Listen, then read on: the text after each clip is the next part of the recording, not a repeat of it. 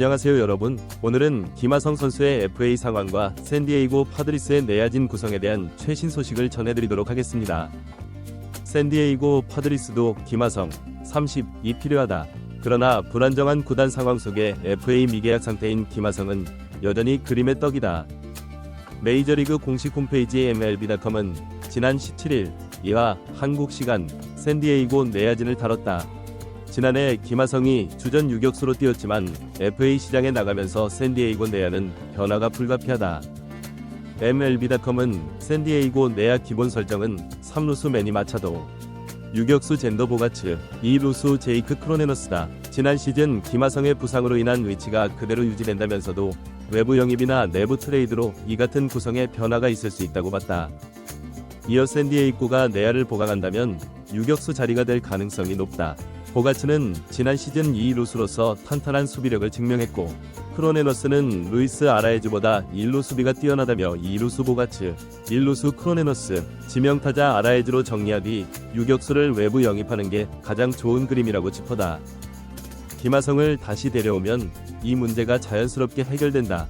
MLB.com도 만약 샌디에이고가 김하성과 재결합한다면 수비력을 크게 강화하며 지명타자 문제까지 해결할 수 있을 것이라고 기대했다. 김하성이 아직 미계약 신분으로 FA 시장에 있어 불가능한 시나리오는 아니지만 현실성이 떨어진다. 샌디에이고는 구단 경영권을 놓고 집안 분쟁이 터져 어느 때보다 조용한 오프시즌을 보내고 있다. 몇몇 마이너 계약을 빼면 FA 영입도 트레이드도 없다. 2021에서 2023년 고액 장기 계약을 남발한 여파로 페이롤도 꽉 차 지난 겨울부터 완전히 긴축 모드로 돌아섰다. 김하성에게 큰 돈을 투자할 여력이 없다. 김하성이 대폭 조건을 낮추지 않는 이상 재결합은 어렵다.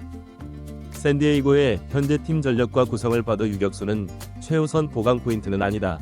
포수, 외야수 등 다른 포지션을 채우는 것이 더 급하다. MLB.com은 샌디에이고는 유격수보다 더 큰 물음표가 있다.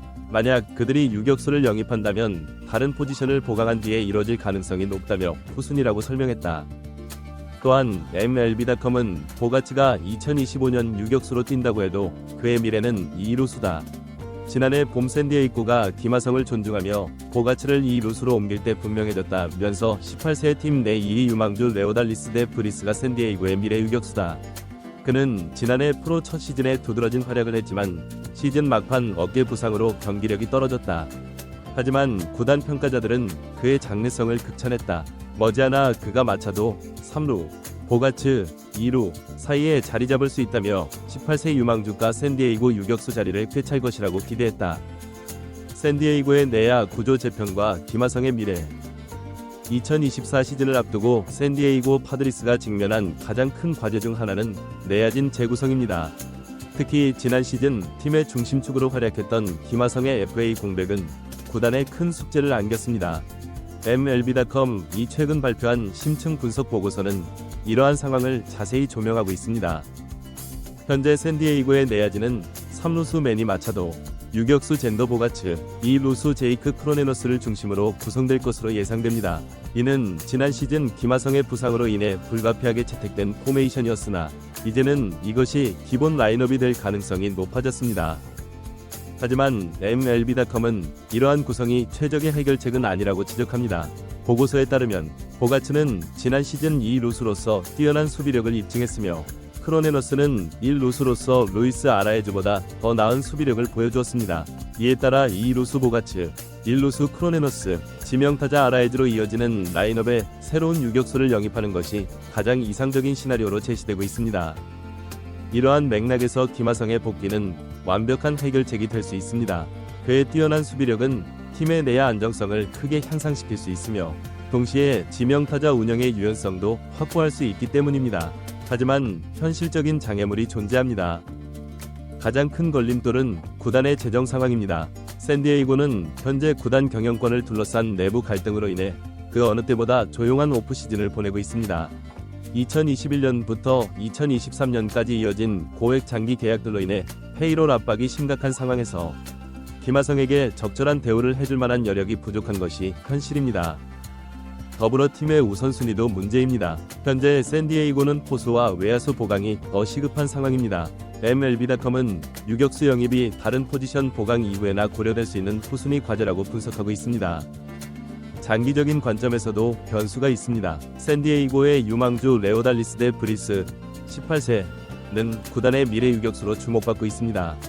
비록 지난 시즌 말미에 어깨 부상으로 고전했지만 그의 잠재력에 대한 구단의 평가는 매우 긍정적입니다.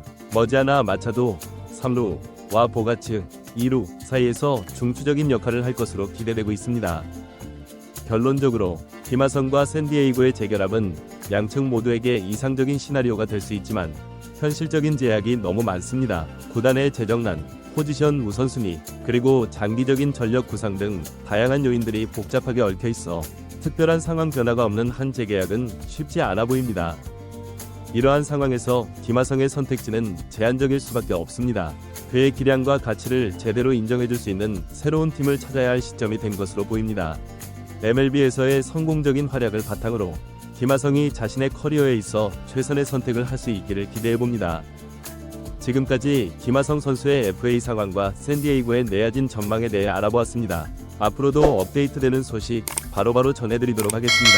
시청해주셔서 감사합니다. 좋아요와 구독 부탁드립니다. 다음 영상에서 만나요.